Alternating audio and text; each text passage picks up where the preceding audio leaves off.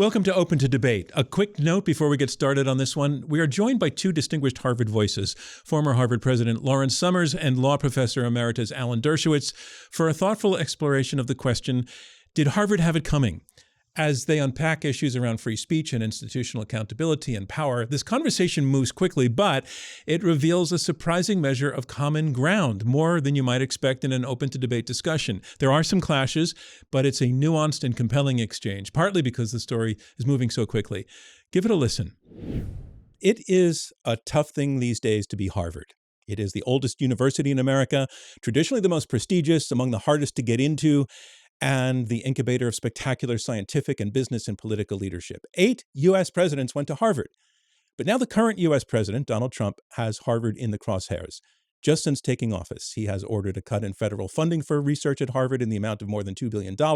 He has issued a proclamation barring Harvard from enrolling international students who generally make up at least a quarter of the student body. The court currently has that order on hold. He is threatening Harvard's tax-exempt status. He is threatening to raise taxes on Harvard. He is demanding the shutting down of academic departments he considers too woke. He wants a say in hiring and admissions policies.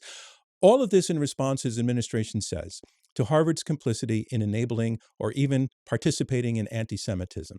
Now, on that, Harvard itself has acknowledged that it does have an antisemitism problem and that the school can do better and, in fact, is working on it, but it doesn't want the federal government telling it how to fix things. And now Harvard is suing the government. It is quite the tangle. And one question it raises, given the history and given the stakes, is, did Harvard have it coming? That's the question we're about to debate. Because it's not just about Harvard, it's part of an important conversation for America's elite universities in general to be having, in fact, for a lot of institutions, and it comes with a lot of layers and a lot of nuance. Part of what we're going to be debating today is what it is when we ask, did Harvard have it coming? So let's meet our debaters. Answering yes to the question, I want to welcome Alan Dershowitz. Alan is professor of law emeritus at Harvard Law, a prominent practicing civil liberties lawyer. He is also author of a new book entitled The Preventive State, The Challenge of Preventing Serious Harms While Preserving Essential Liberties. Alan, welcome, or I should say welcome back. You've been a regular debater with us in the past, so it's great to have you back with us. Thanks for having me. Also a returning debater, and here to answer no to the question, did Harvard have it coming? I want to welcome Larry Summers. Larry is President Emeritus of Harvard University. He's also held several senior policy positions, including Secretary of the Treasury under Bill Clinton and Director of the National Economic Council under Barack Obama. Larry, again, welcome back to you as well. Good to be with you.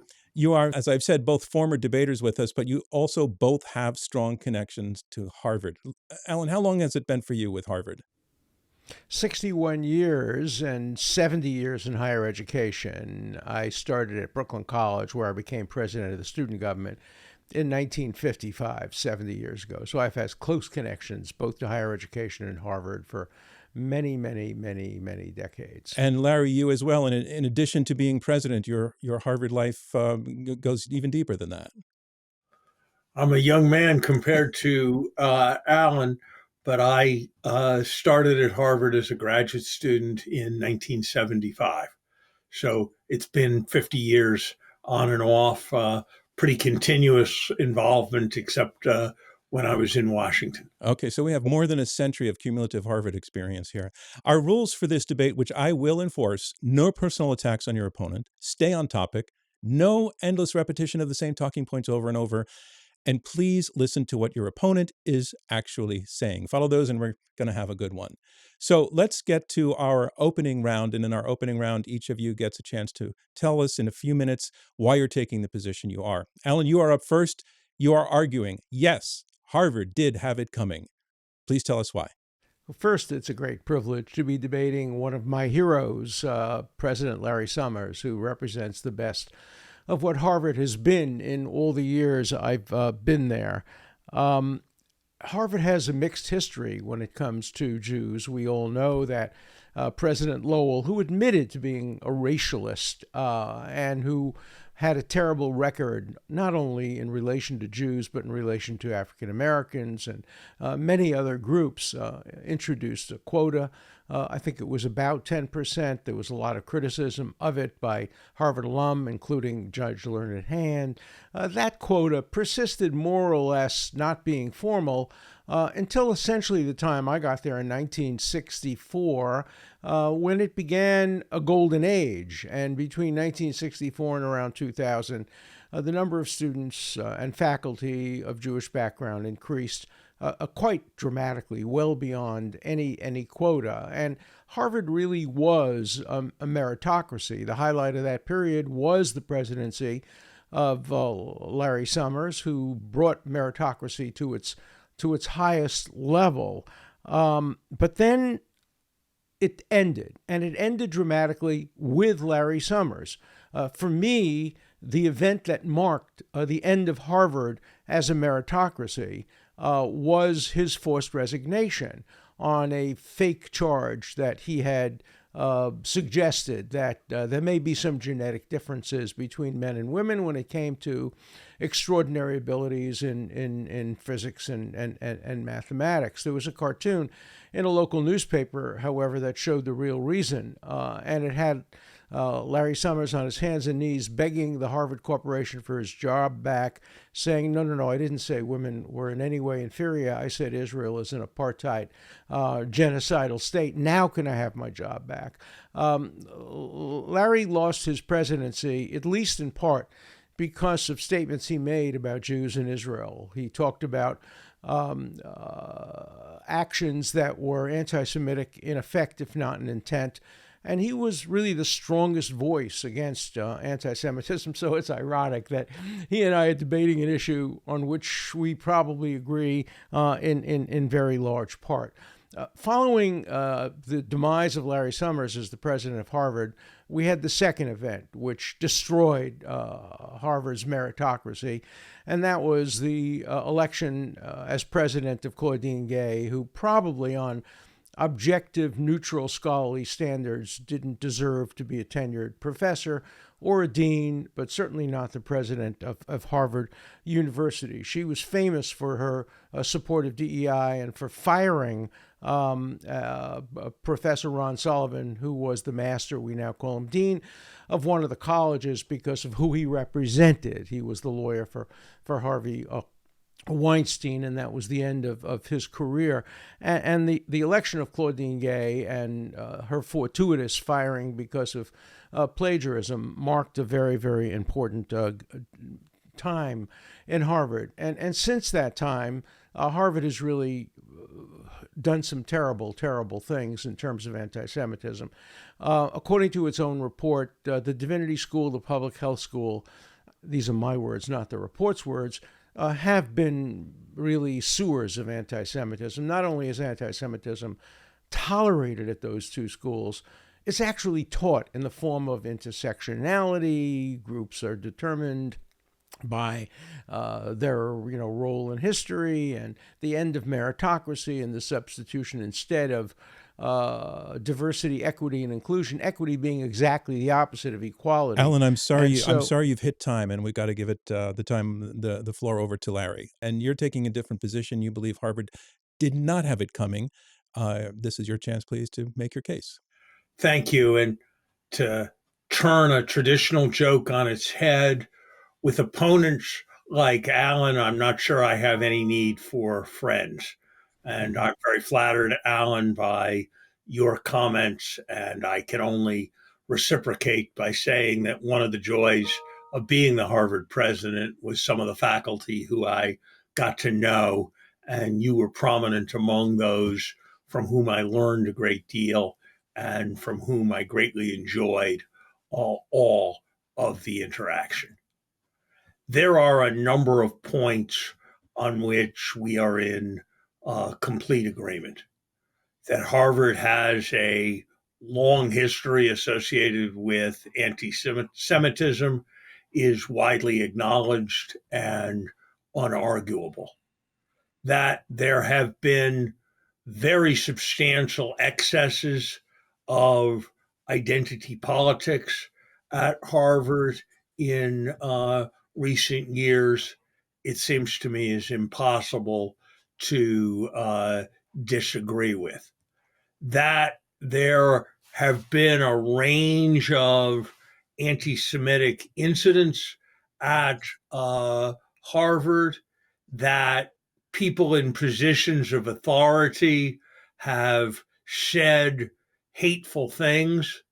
I think that is very difficult to disagree with. I have always felt that it was an important principle that academic freedom means many things, but it does not mean freedom from criticism. And so while people have a right to assert any view, they don't have a right to assert that view in the name of the university, and they don't have the right to assert that view without contradiction. So we're in agreement on much of it. I'm not going to join the argument about personalities, including my own. But here's where I disagree. The Trump administration engaged in none of the due process prescribed in the statute before cutting off Harvard's funding. The Trump administration pursued remedies that were not in any sensible way linked to the problematic practice. Why is it a good idea to stop the world's most productive and potentially effective cancer or diabetes research because you don't like the way students are disciplined for occupying buildings 8 miles away from where that cancer research is taking place? And the Trump administration is acting with arbitrary power. The most basic thing I learned in the Treasury Department was you never can get involved in the affairs of a specific taxpayer. And yet the President of the United States is calling for the removal of Harvard's tax exemption. So yes, Harvard should be pressured by the government. When the Biden administration opened an anti-Semitism investigation, I saluted the act, but not the tyranny we're having now. That's just wrong. Thank you very much, Larry. Thanks to both of you. So we're going to move on to some conversation now, some debate on the issue that we're taking on. Did Harvard have it coming? And interestingly, as this is a debate, I want to point out at the front that you each do make the case Harvard had something coming, in the sense that you both feel the charge that Harvard enabled, if not actually fomented, a cloud of anti-Semitism over campus life is a valid charge. And importantly, it has been acknowledged now by Harvard itself that there was a problem. So the assertion that Harvard failed in an important way is actually not a point of disagreement between the two of you as I hear it, but where I think we do hear disagreement on what the something is that Harvard had coming to it in terms of the remedy or punishment. So right. Do Harvard's transgressions merit loss of funding? Does the barring of international students fit the theoretical crime? Should there be federal government intervention at all? Or should Harvard be allowed to correct itself as it says it's doing? And to point out, hours before we settled into our chairs here, the administration issued a ruling saying that Harvard has violated Title VI of the Civil Rights Act and that it demonstrated, quote, deliberate indifference and willful participation in anti-Semitic harassment. So now we see Harvard's response to all of this pressure is to fight back against it. It's saying it's got a problem. It's under control. It's suing the Trump administration basically for, it says, overstepping its boundaries. So let's debate this. Larry Summers, should Harvard be putting up a fight? Look, the oddity is that the funding got cut off 2 months ago, 3 months ago, and the finding about civil rights only happened today. So the way it usually works is the accusation is made before the punishment is administered. The accusation is made, and then there's some kind of process and deliberation, and then a judgment is reached. That's what didn't happen here, Right. and is, I think, not defensible. I'd be surprised if Alan given his incredible track record as a civil libertarian, would disagree with me on the importance of due process. Mm-hmm. Also, the normal thing in a proceeding of this kind is some kind of negotiation and some kind of attempt to work out a solution rather than the summary removal of funding, and certainly not the summary banning of students who want to come. I mean, think about it. It's extraordinary to say we're worried about prejudice against Jewish students, and the remedy is that no Israeli student can come to Harvard even if they want to. That is completely untenable. I understand the government's frustration. I understand that Harvard made mistakes that were precursors to its terrible reactions after October 7th. I understand that our then leaders made serious mistakes in the way they responded after October 7th. So I understand the frustration, and you're not going to hear me say that the government should simply trust Harvard to reform itself. I frankly think the university discredited itself in many ways as able to reform itself without external pressure. But there's a difference between external pressure, which Harvard did have coming, and authoritarian overreach, which is what has come. Do you see authoritarian overreach, Alan, in this? Yes, I do. The Trump policy has always been ready, fire, aim. And there should be due process. And I think I agree with virtually everything Larry has said, especially the last thing. And that is, not only has Harvard discredited itself as an institution capable of internal reform, but it is incapable of internal reform because of the radical faculty, radical administration, radical deans. I suspect that if we had the president of Harvard here, Alan Garber, who was a wonderful, wonderful man and a great president, and he had a couple of drinks and really was talking from his heart, he would be saying, you know, Harvard probably did need a little pressure. I couldn't do this job myself. I needed some help with the extremely radical faculty and the extremely radical student body, but it went too far. And clearly it did go too far. We should never see funding cut off for cancer research or students denied visas who themselves didn't have a problem. You know, there are big issues here. Are there free speech rights of student visa holders who come to Harvard on the promise that they're here to study, but we then learn that they're here largely to shut down the university? As this is a debate, and you've so far been agreeing down the line, take me into these nuanced disagreements. For example, I'm interested in this thought. Harvard has been pushing back, saying that it's the principle of academic autonomy is sacrosanct, and that everything the Trump administration is doing, while perhaps justified in a moral sense, in that they agree that they have a problem, but that everything Harvard is doing is an assault on the autonomy of the academic institution, and it has to stop. It does not have a role. Yeah. Well, there we have a fundamental disagreement. I'm older than Larry, and so I remember 1955 when I was a freshman at Brooklyn College, and schools in the South were opposing Brown versus Board of Education. They were allowing Klans people to come with masks on campus and intimidate black students. They were preventing black students.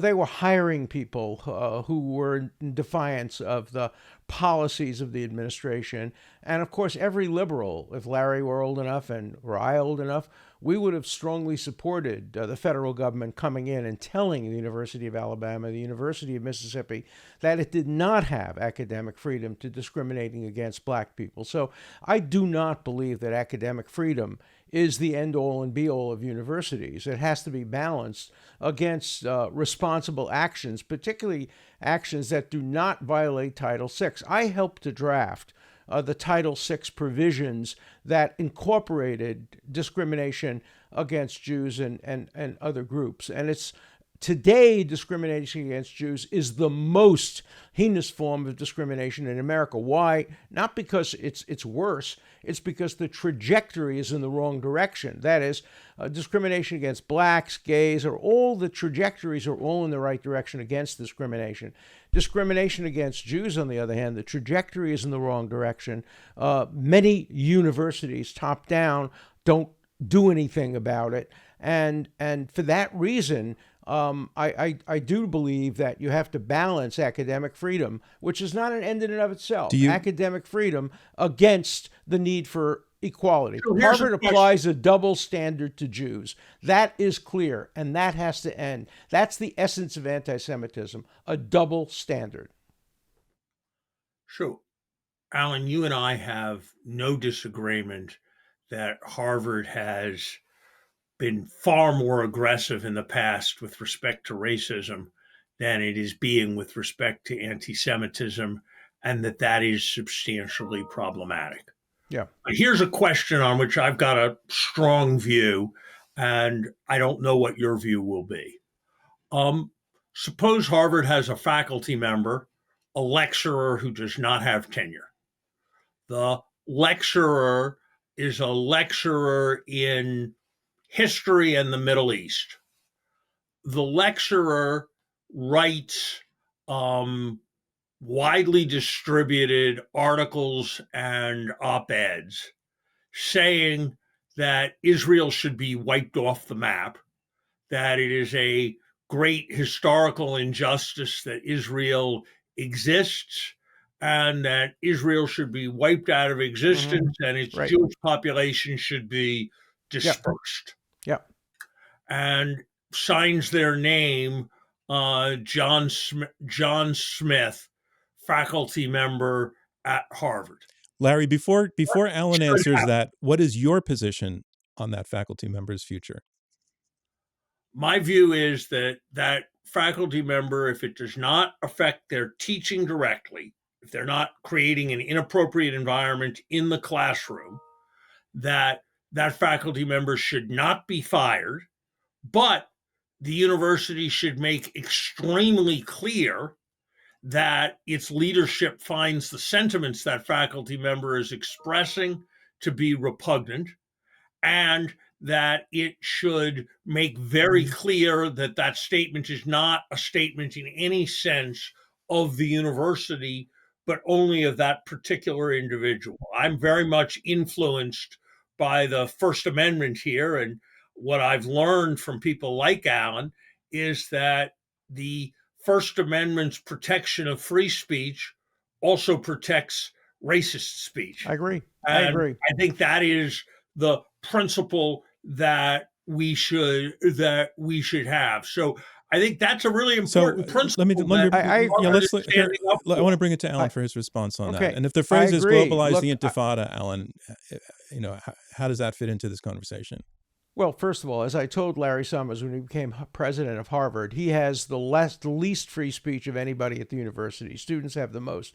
Faculty presidents have the least. And so when you have a president making a statement, it's always on behalf of the university. I would actually go further than Larry on this. I would defend the presidents, the professors, the instructors' right to make that horrible statement. I would defend his right on First Amendment grounds, even though Harvard's a private university. And I would go further in another respect. I would not have Harvard issue a statement disagreeing with that. I believe in university neutrality. I believe that Harvard should issue a statement saying that that professor does not speak for Harvard. Nobody speaks for Harvard. Harvard is a forum for exchanges of views. This is a view which is permissible under the First Amendment as long as people can express differing views and as long as nobody claims to be speaking on behalf of the university. I would permit every aspect of freedom of speech except those that are prohibited by the Brandenburg principle, namely incitement to immediate violence. So I go even further than Larry, although we're in the same basic position, that an assistant professor who doesn't speak for Harvard and who doesn't speak in class and who doesn't downgrade students or do what Professor Mossad at Columbia did some years ago, where he called on a student who spoke with an Israeli accent and said, "You can't speak unless you admit you're a war criminal." That kind of thing is unacceptable. But professors making idiotic statements are acceptable. As Larry learned very clearly, that rule doesn't apply to presidents, but it applies to junior faculty members. I hope we can agree, Alan, that I may have made an unwise statement in the political environment, but that I did not make an idiotic statement. No, in fact, my wife agrees with you completely. She's a PhD psychologist, and she's done work, in fact, on gender differences. And so she thinks you are actually right on the merits. I would never describe your statement as idiotic. I would only describe it as politically in the interest of time. In the interest of time, I want to move on from litigating that moment from 20 years ago. I want to point out that Harvard's response to the government's finding, to the task force's finding that it violated Title VI, is to point out that actually, since all this blew up, Harvard has taken a number of steps. They created the task force that issued a report that copped to antisemitism. That report became substantially what the task force relied on. They have expanded courses around Jewish themes, the Holocaust, Israel. They are looking for a partnership with an Israeli university. They are working to expand viewpoint diversity in the faculty. In admissions, they are trying to layer in a dimension of screening applicants for their ability to hear opposing points of view and interact civilly with people they disagree with. They are starting anti-Semitism training. That's a lot. Why not trust Harvard to do it and carry it out and not and slip out of this pressure from the federal government? Because it's not going to be able to do it. It's going to have faculty. Remember, I want a negotiated deal. I've called for a negotiated deal. I have a book coming out in a couple of weeks with a provocative title called Trump to Harvard, Go Fund Yourself. Harvard to Trump, Let's Make a Deal. In my book, I urge a deal, but I also argue that neither side is really in a position to make a deal because both have extremists that they have to satisfy. If Harvard's going to make a deal, it damn well better be over the summer when the students can't attack it. But if Harvard does make a deal, in the fall, there will be demonstrations. There will be faculty walkouts. There will be all the things that happen when law firms like Paul Weiss, Rifkin, Maris made a deal. The same thing is true of the Trump administration. Trump may want to make a deal, but there are people in the administration that would prefer a fight. And so there are a lot of people on both sides who don't want a deal. But people at the center, like Larry and I, want a deal. And we hope there'll be a deal. But I think Harvard needs some help. And the only area of disagreement is I want to see the administration put targeted pressure on particular institutions. The Carr Center for Human Rights at the Harvard Kennedy School, which has become a cesspool. What do you want to have happen there? I want them cut off from all. First of all, I would, as Larry knows this, when I went to see him when he first became president, I said, what the hell does Harvard have a divinity school for? It's like an astrology school. We shouldn't have a divinity school.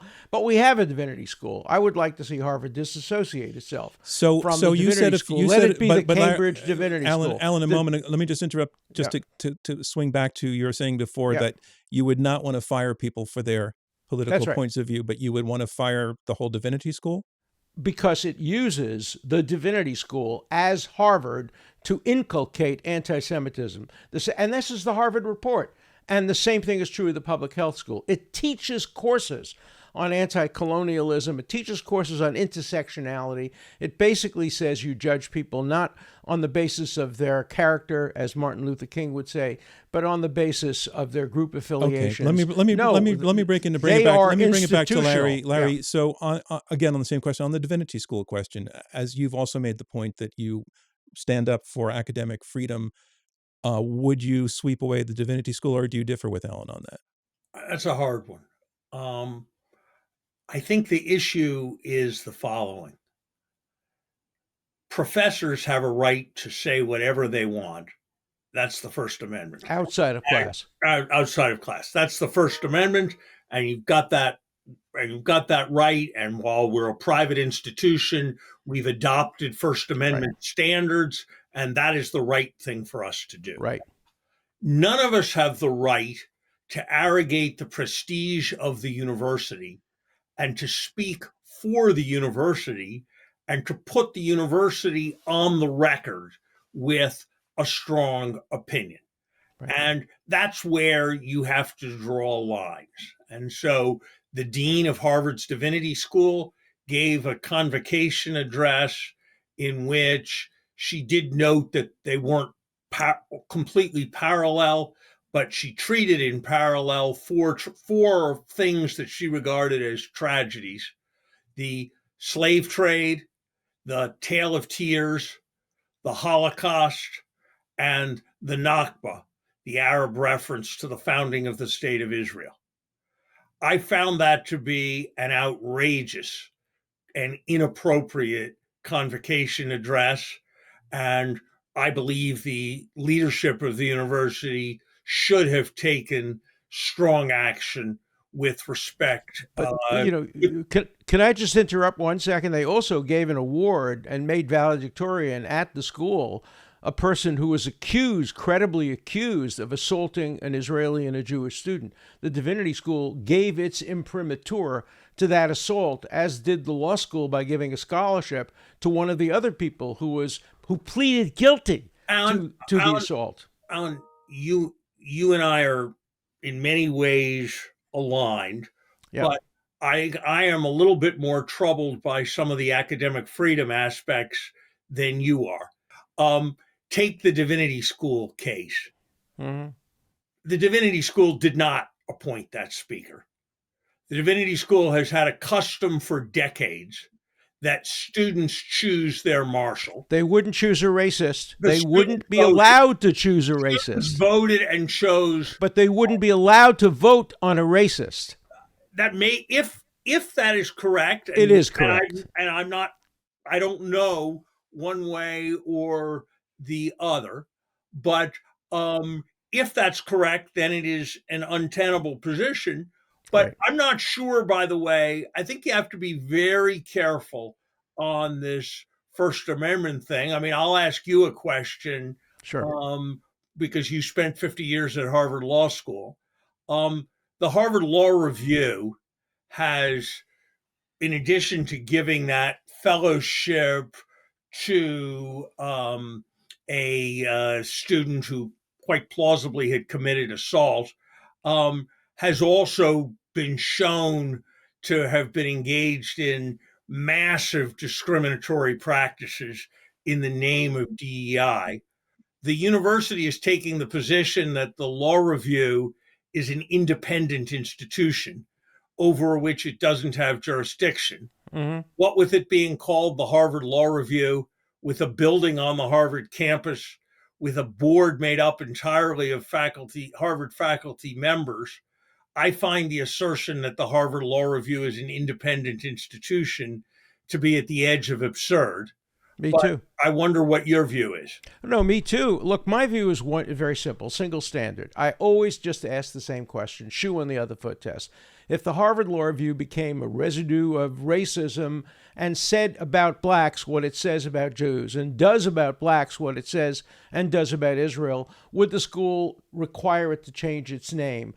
Remember, Harvard has the right to sue the Harvard Pizza Shop and the Harvard this and the Harvard that. Harvard is a name that is protected by law. And so the close association, I was at the Harvard Law School. I know the close association between the Law Review and the faculty. And so what the Harvard Law Review does speaks for the Harvard faculty. And I don't think that the Law Review's alleged independence should insulate it from the kind of responsibility it would have if it was a faculty member. We have a lot of agreement here, but don't you think that you keep saying that Harvard should have the same standard on anti-Semitism as it does on racism? Right. And I agree with that. But don't you think Harvard has in the past gone quite a bit too far to speak out on other issues like racism? Yes. And to condemn people who have taken views against affirmative action, for example. And so there is a question now, which is if Harvard was overly aggressive against certain, what it regarded as being certain forms of prejudice in the past, should it mirror that level of aggression with respect to anti-Semitism, or should it not keep making those mistakes with respect to other forms of prejudice? It's a very fair question, but the answer is it depends on what Harvard does. If it maintains its position on issues of race, then it must maintain the same view on issues of anti-Semitism. If it goes back and says, look, we shouldn't have filed an amicus brief on the affirmative action case, of course they had to because they themselves were sued for race discrimination and affirmative action. But in other areas, you're absolutely right. Larry, you did say a few minutes ago that if this theoretical untenured professor made statements that were that you were considered offensive to a certain part of the community, that the university should make a statement disavowing. So you're not against the university making statements to correct the moral record, which I think is. I think it is a delicate distinction, and I do disagree a bit with Alan. It's clear that the university can say that this person doesn't speak for the university.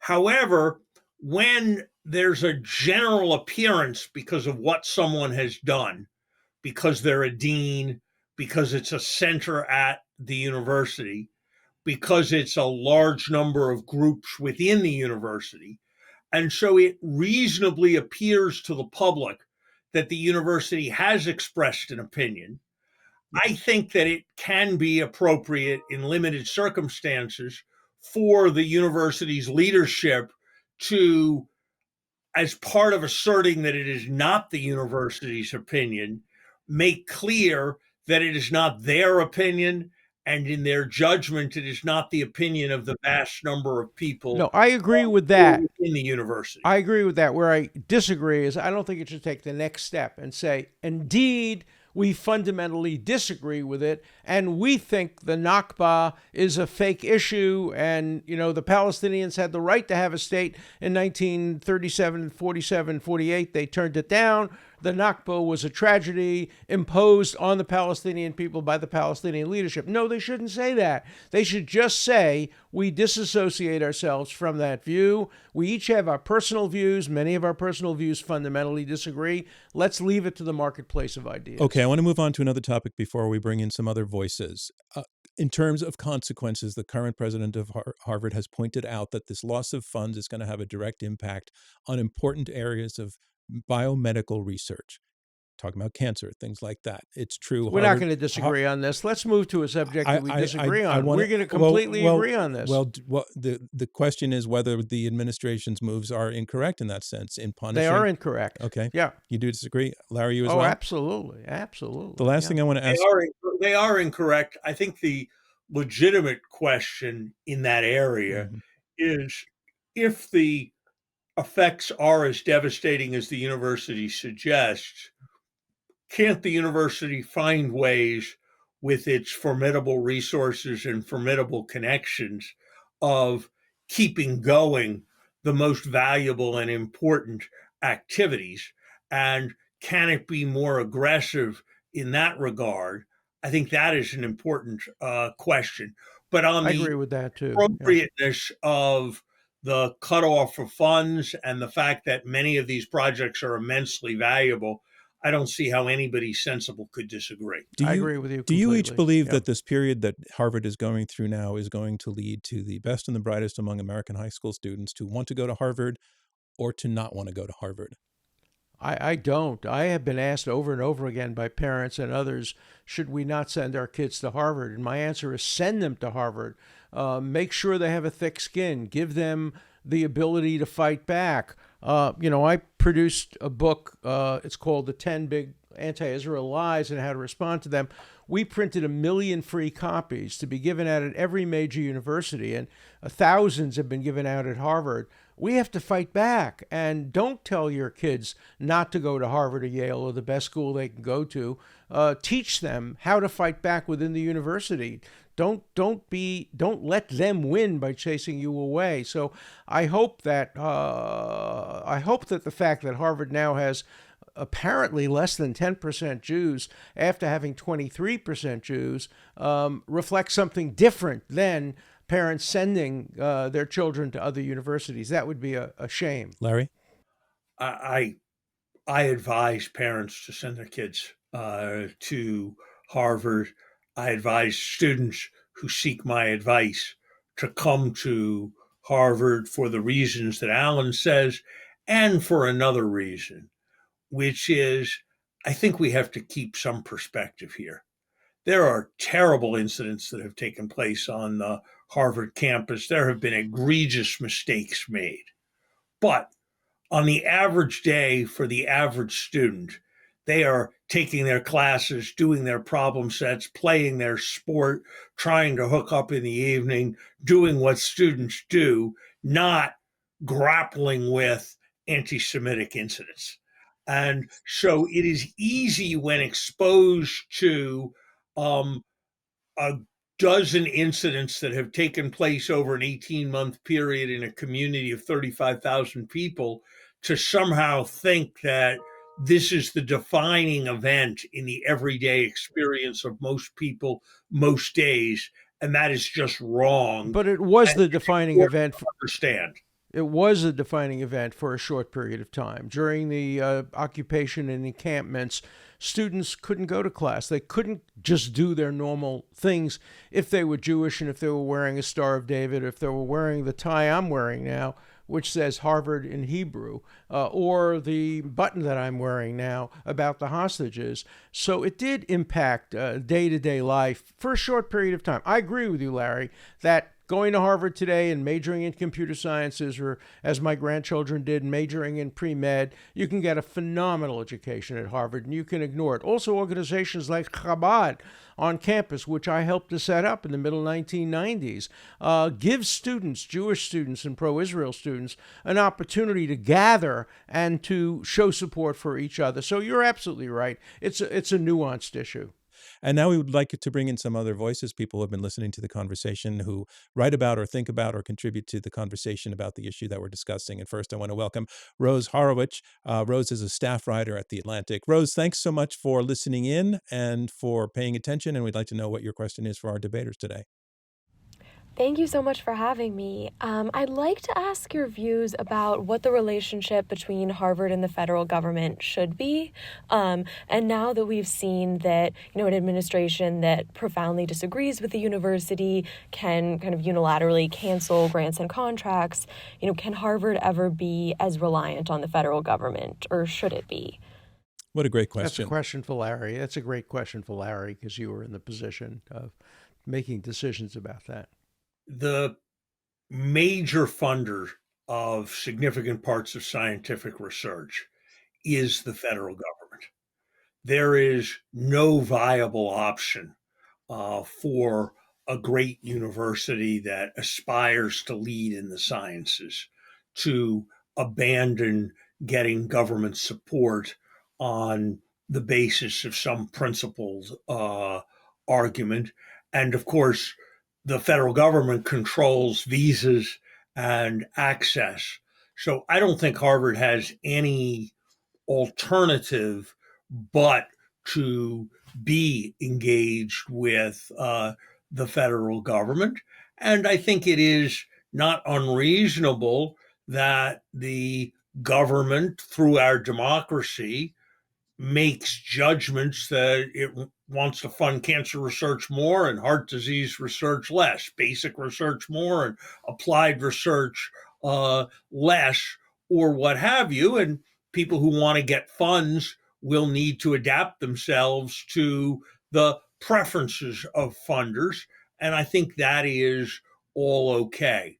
What's not okay is for the criteria for funding to move from neutral criteria of this is the disease we want to fight, and we'll give support to the people who can fight it best, to we hate a certain institution and we're having a vendetta, so they're not going to get money. That's what I think is outrageous, and I think Harvard is right to fight. I agree with that, except when you get an extreme situation like you had in the South in the 1950s, where the federal government might well be able to make an exception to that otherwise general rule and say, sorry, University of Mississippi, you're so bad on the issue of integration and segregation that you're cut off completely. That hasn't happened. It shouldn't happen at Harvard. It should rarely happen. Maybe it should never happen. I completely agree with Larry that what we need is targeted defunding rather than general defunding of research that benefits all the people of the United States. Rose, in your reporting, are you hearing different opinions about that question? I mean, it's just such a challenge. I believe that university leaders, kind of agree with, what, you're saying here, that, there aren't good alternatives. But, now I guess that we've seen, that administrations can kind of just do this, it's difficult to know, like, how do you, trust that it just won't happen again, or that it won't happen from the left if they, disagree with the university? It's difficult to know. All right. Thanks for bringing that question. It really gives us something to think about that we hadn't considered before. So I really, really appreciate it. Thanks, Rose. And I now want to bring in Dr. Peter Wood. Peter is a former professor of anthropology and a college provost and the president of the National Association of Scholars. Peter, thanks for joining us, and please come in with your question. Thank you much for inviting me. Both gentlemen have taken the question, did Harvard have it coming, to mean mainly, did the Trump administration have the right to bypass due process to inflict various forms of pressure on the university? I think that there's more behind the question than they've acknowledged. That is that the Trump administration has been able to do this because a great many Americans look at Harvard now with skepticism bordering on revulsion, not just for anti-Semitism, but for DEI and a whole range of other departures from American moral and social norms. So the question, I think, is does Harvard hate us? Or if hate is too strong a word, whence comes this disdain that Harvard shows to Americans who for hundreds of years have looked upon Harvard with admiration, with affection, and now seem to be losing that trust because of Harvard's own actions? Yeah, I think Harvard did have it coming in that respect. Many schools at Harvard, under the presidency of Derek Bok particularly, abandoned meritocracy for a version of DEI which became extreme under President Gay. I know Larry doesn't want to get into personalities, but I can. And meritocracy is the single most critical element of making any university great. Larry understood that when he was president and was king of meritocracy, as distinguished from the queen of the opposite of meritocracy, which followed him. And unless and until Harvard gets back to meritocracy, I don't define meritocracy as grades. You can define merit in a million different ways. You can define merit as how far a person has come from where they started. One thing you cannot do is define meritocracy on the basis of race. You can't say that the daughter of a hedge fund African American and a federal judge who went to Groton and Exeter and never had an experience of racism in her life, indeed had an experience of black privilege, as you do at many universities, but maybe once in their lifetime they went into a store and was looked at by a policeman strangely, as anybody from any background has. You can't make that part of meritocracy. So that for me, the question of meritocracy is twofold. Do you apply the surgical and pilot definition of meritocracy? We don't give a damn where you came from unless you can apply the flame best of all, or do the surgery best of all, we're not hiring you. Or do you apply a more nuanced approach to meritocracy? We're going to look at where you came from and how far you've gotten. As long as it's meritocracy, universities can survive. Once universities admit that they're giving up on meritocracy and using other principles like race or gender or sexual orientation or anything else, then I think they become political, and they're open to the kind of criticism that any other institution is open to. Okay, so that's Alan's take on your question, Peter. Larry, the question, as I recall, as I would rephrase it, does Harvard send the message that it hates America and therefore it's deserving what it's getting? I think we've made plenty of mistakes of big excesses of identity politics, as Alan suggests. I think what we transmit more broadly reflects a certain set of perspectives, which is only one of a number of potentially valid perspectives. I think we have underinvested in being a vehicle of opportunity. I think it's outrageous that a school with all Harvard's potential has not allowed itself to expand in 50 years to reach more students, and instead has focused on maintaining exclusivity as a value. And I think in those ways we have earned resentment. That said, I think it is also important to point out that the fraction of American families who want to send their children to Harvard has gone way up over time. That the tendency of people to vote for graduates of Harvard and institutions like it to elective office has, if anything, trended upwards through time. And so I think it's complicated to just say that we are hated.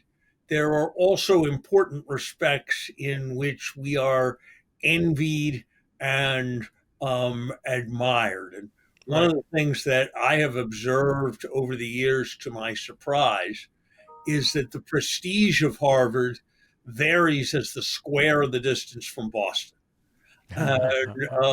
So if you're in the Midwest, it's more than it is on the East Coast. It's more still in the mountain states. And if you go to any place in Asia, the prestige is really quite remarkable. So I don't think we should fail to recognize that we may be resented and we may earn that resentment, but we are still seen in very important respects as a city on a hill. Thanks very much for your question, Peter. Thanks for joining us. Next, I want to welcome Dr. Miriam Feldblum, who is co-founder and president and CEO of the President's Alliance on Higher Education and Immigration. That's a nonpartisan organization. Miriam, thanks for joining us, and please come in with your question. Thank you so much. And this is a great segue from what Larry was just talking about. I want to ask you both to focus on international students. So the actions that the administration has sought to take away Harvard's ability to admit, enroll, and retain international students from around the world, as well as targeting international students and scholars seeking visas to come to Harvard, has had national repercussions. If it can happen at Harvard, it can happen anywhere. And it happened without due process. It was arbitrary and not rooted in regulation or law, as Larry noted. Alan seemed to suggest that some international students came to Harvard primarily to protest and not to learn. But I think we all know that's not the case. So here's my question. What are your views on the administration's attempt to impose the vastly expanded social media vetting of international students at Harvard and elsewhere, which includes rejecting students who may have somewhat hostile views towards the U.S.? And if the actions of the administration were able to go forward and Harvard cannot recruit international students, including the best and brightest from around the world, what do you see as the impact on U.S. higher education's ability to build and deliver the domestic and global talent pipeline for U.S. innovation, businesses, and our economy? I think that all depends on whether international students are admitted based on meritocracy or based on other considerations. For example, financial considerations. Foreign students pay more than domestic students. At some schools, not so much Harvard, scholarships are paid for by Qatar and other countries. I'm a meritocratic fundamentalist.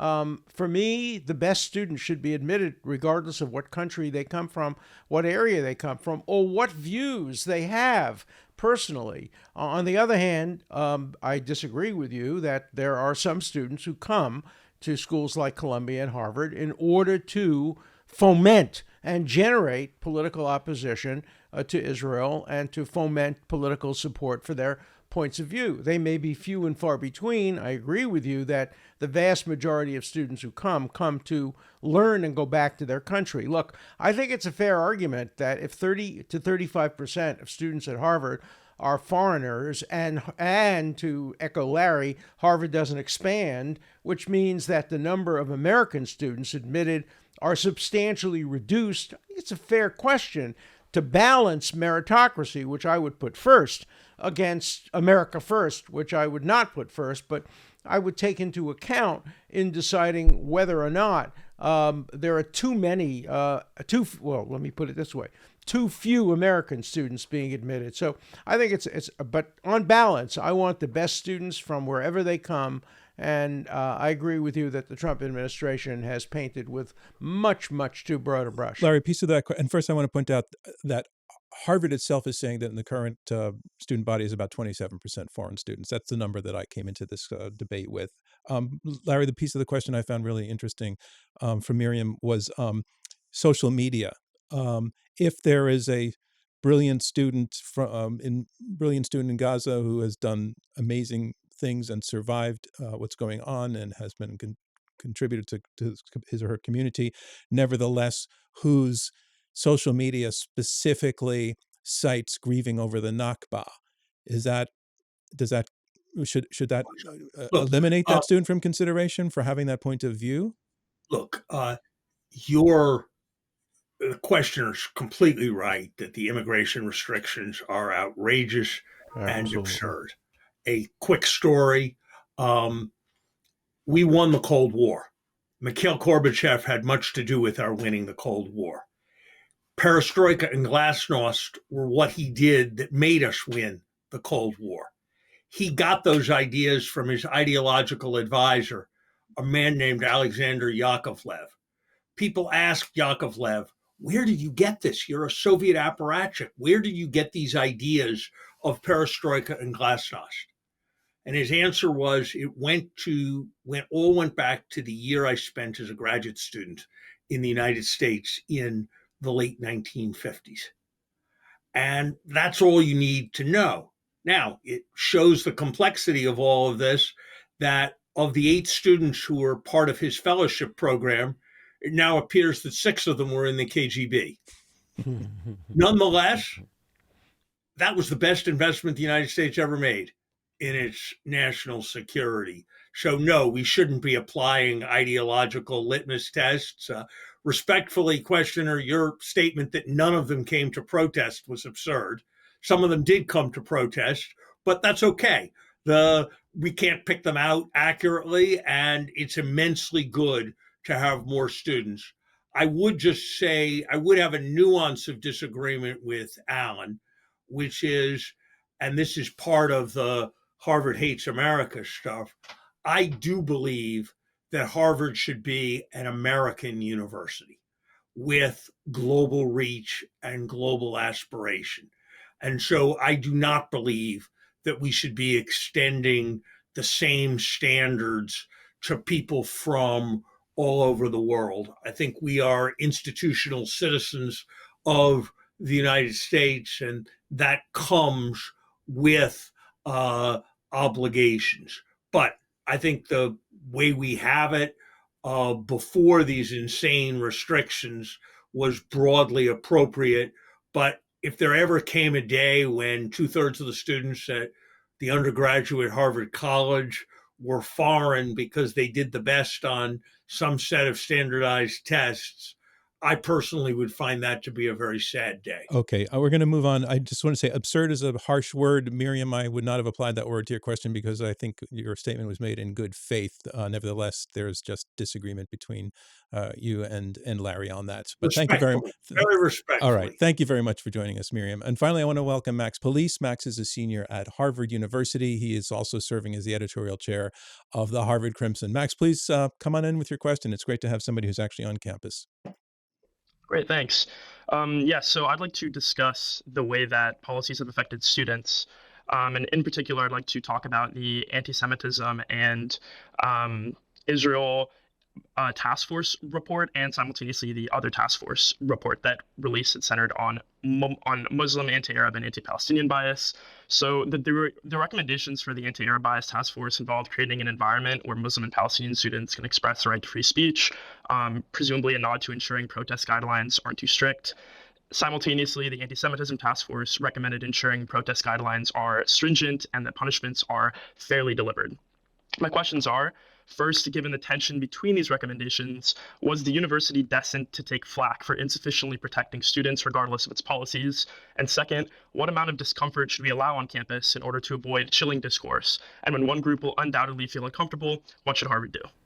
Well, first of all, let me be very clear and look you right in the eye and say you are the problem, not the solution. Crimson has been abominable. It took positions ignorantly anti-Israel over the years. And the position you've taken today, again, I don't want to use words that the moderator will turn against me, but your arguments are completely against what's going on at Harvard. Today, to be a Muslim student at Harvard is to be privileged, is to get every possible advantage. Nobody is surrounding Muslim students and making them take off their pins or do anything like that. Is a complete double standard, and the Crimson is part of it. Indeed, the Crimson leads it. Yeah, you're young, but let's remember one thing. Young people your age brought Hitler to power at the University of Munich, brought Stalin to power, brought Pol Pot to power, brought Castro to power. The very fact that you're young doesn't mean you're not evil in your attitudes and your points of view. So when I look you in the eye, I just see only negatives. I'm sorry. Max, I know you didn't sign up for this by coming in with the questions, so I appreciate your sticking. Do you want to persist? Sure. Because I said say, at the beginning personal attacks, and I feel that you just they're institutional. endured one. They're not personal. They're institutional. No, I'd love a chance. He is the president, and therefore the institutional head. I don't know him. So as far as I'm concerned, he may be the nicest guy in the world. For all I know, he's Jewish. But I have no idea what his views are. I'm making an institutional attack on the Crimson. I know, but you also talked about his age, et cetera. It got pretty personal. That's age is not personal. I'm making a point about age. Do not trust anybody under 30. That's become the motto today of people who used to say, do not trust anybody over 30. Okay. It's young people who brought Mandami to power you in New York. Let's not use youth as an excuse for bigotry. I mean, I'd love a chance just to step in very, very quickly. Okay. And by the way, Max, I'm going to give you a chance to respond, although you're debating Alan wasn't the plan, but I think the gauntlet has been thrown. First, I'd say that the question itself had nothing to do with my personal opinion at all. And, I, as the editorial chair, we prioritize putting out dissents on opinions and have done so very, very, very, very frequently. In fact, I myself have even authored a dissent about the board's own perceived anti-Semitism. So I have, in fact, called out the board's anti-Semitism in the past. That's wonderful. But I must say, I think that, the most important thing about these issues is speaking to the argument and not to the institution. And I would highly encourage both debaters to remember that fact, while I acknowledge that I'm young, of course. Larry? The original question went to the anti-Semitism report's emphasis on strong restrictions on disruptive protest versus the Islamic task force's emphasis on a culture of free speech and calls for less restriction on protest. And I think the whole frame of any of this as a victimization Olympics is misguided. The whole idea that there should be a sacred principle that people shouldn't be made to feel uncomfortable, and that if people are made to feel uncomfortable, something wrong is happening. That whole frame is, I think, wrong. Great. I think the correct frame is that you're allowed to say whatever you want, but you're not allowed to disrupt others' ability to say what they want, or others' ability to hold whatever views they wish. And so I think when the university tolerated and indeed fed people who had taken over a major university office building, it was outrageous. I thought when people were permitted to take over Harvard Yard and occupy Harvard Yard for weeks after they had been notified that they were trespassing and then were not disciplined, it was outrageous. I don't know what the university's position should have been on chalking buildings, or what it should be on occupying portions of the library. But once the policies were stated, I think they should have been enforced. I think the Islamophobia task force respectfully reduced itself to the absurd when it suggested that Harvard's failure to divest Israel stocks constituted an affront to parts of the Islamic community who were, as a consequence, made to feel uncomfortable. The idea that the university should pursue an investment policy with regard to the comfort of a portion of its student body seemed to me to be an absurd statement to dignify in a report of that kind. And I would just say that I've been following the Crimson for 50 years. Adults, people who are older, often make disparaging comments about student journalists and their irresponsibility. For 47 of those 50 years, I have responded by saying that at every publication, there are good reporters and bad reporters, but that I have found the Crimson to be as honest and as responsible as any other major media outlet in the United States. We disagree fundamentally on that one, Larry. The Crimson has a policy of not publishing, more negative view. I'm sorry. Larry, wait. You were talking at the same time, and we didn't get to hear Larry's last thought. Sorry, Larry. Oh, I'm sorry. I thought he's finished. I'm sorry. I said that for 47 of my 50 years associated with Harvard, I have felt that the Crimson was imperfect, but imperfect in the same way that all major media outlets are imperfect. In the last several years, on issues related to Israel, I have to say that I wouldn't go as far as Alan with the comparisons to Pol Pot, but I have been very disappointed. Okay, we're gonna wrap. We have to wrap. I'm sorry, we have to wrap. Okay, but I do want because of the gauntlet just thrown down to Max. Max, if you'd like to respond in under 40 seconds to what our two debaters have said in their debate with you.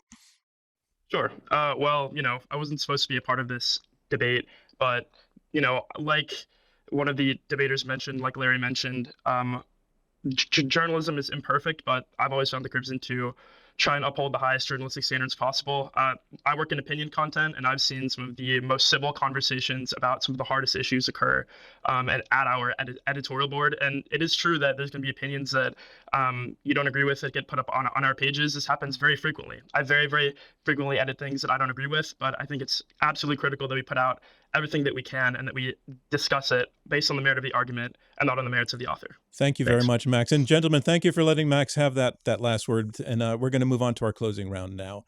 And our closing round is where our two debaters have a chance to make one more time the case and the reason that they're arguing yes or no in answer to our question, did Harvard have it coming? Alan, you are first in that. Your closing statement can begin right now.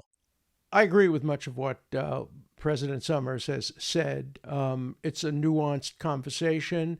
I do think that the key to assessing a university is whether it applies a double standard or a single standard. And Harvard has, for the last, I would say, 20 years of the 61 years that I've been associated with Harvard, has been applying a very negative double standard toward Jews. What you can say about Jews is different and much worse than what you can say about gays or African Americans or other discriminated against groups.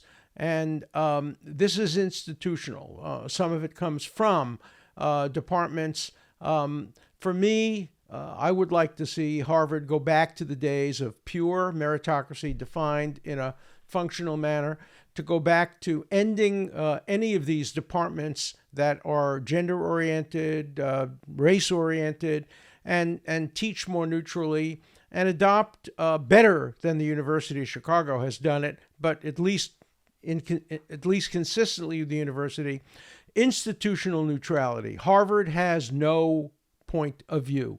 It is simply a forum for allowing others to express points of view. Also, Harvard has to address the issue of why 90-something% of its faculty lean to the left. It can't be that people on the left are just smarter or more meritocratic than people on the right. There has to be a bias there, and that has to end. Thank you very much, Alan. And now, Larry, it's your turn. You disagree or taking the position that no, Harvard did not have it coming. This is your chance to make your case. Adjustment towards opportunity and meritocracy. Alan and I are in agreement. Harvard could have and should have done much better on anti-Semitism. Alan and I are in agreement. Did Harvard have it coming? I don't think anyone ever has coming prosecution without due process. I don't think anyone ever has punishment unrelated to their infraction. So, no, I don't think Harvard has had what it has faced coming as a solution. Does that mean I believe that the federal government should just be passive or simply meek and a supplicant? Of course not. We have a civil rights law in the United States, and Harvard should be expected to comply with that Civil Rights Act. The Biden administration had opened an action with respect to Harvard, and I imagine if it had lasted longer, would have engaged in a set of negotiations and discussions with Harvard that would have pressured Harvard to take corrective actions, and I think that would have been appropriate. I do think there is an issue around anti-Semitism, DEI, and double standards. Alan is right that there has been a double standard in DEI. The question is, should we do everything for Jews that DEI bureaucracies have done for other groups, or should we level down the identity politics? And I would level down the identity politics. I agree with that. Okay. I agree with that. Thank you, Alan and Larry, and agreement in the closing moments there. And while there was agreement, there's a lot of common ground that you brought to this debate. We did get our debate. There was some serious points of contention, some of them in quite nuanced ways, but ways that we think were very, very important to hear you talk through and help us understand. So to you, Alan, and to you, Larry, I want to thank you one more time for taking part in this debate with us. Thank you for having me. And I would also like to thank the four of you who joined the conversation in the back end to come in with some very, very interesting questions that got us to even more interesting places. Rose Horowitch, Peter Wood, Miriam Feldblum, and Max Police. One other note before we finish. You heard some allegations made about the Harvard Crimson after their reporter departed the program and therefore could not respond. The paper reached out to us with the following statement about their policy. The Crimson welcomes and often publishes criticisms of our coverage in the form of letters to the editor, instructions to submit a letter, along with information about how submissions are reviewed, can be found on our website. And a big thank you to you, our audience, for tuning into this episode of Open to Debate. As a nonprofit working to combat extreme polarization through civil debate, our work is made possible by listeners like you, by the Rosencrantz Foundation, and by supporters of Open to Debate. Robert Rosencrantz is our chairman. Our CEO is Clea Connor. Leah Mathau is our chief content officer. Elizabeth Kitzenberg is our chief advancement officer. Andrew Lipson is head of production. Michelle Debrosini is our director of marketing. This episode was produced by Alexis Pangrazi and Marlette Sandoval. Editorial and research by Gabriella Mayer. Max Fulton and Julia Serkin provided production support. The Open to Debate team also includes Annalisa Cochran, Gabrielle Iannicelli, Rachel Kemp, Eric Gross, Linda Lee, Mary Regas, and Tom Bunting. Damon Whittemore mixed this episode. Our theme music is by Alex Clement. And I'm your host, John Donvan. We'll see you next time on Open to Debate.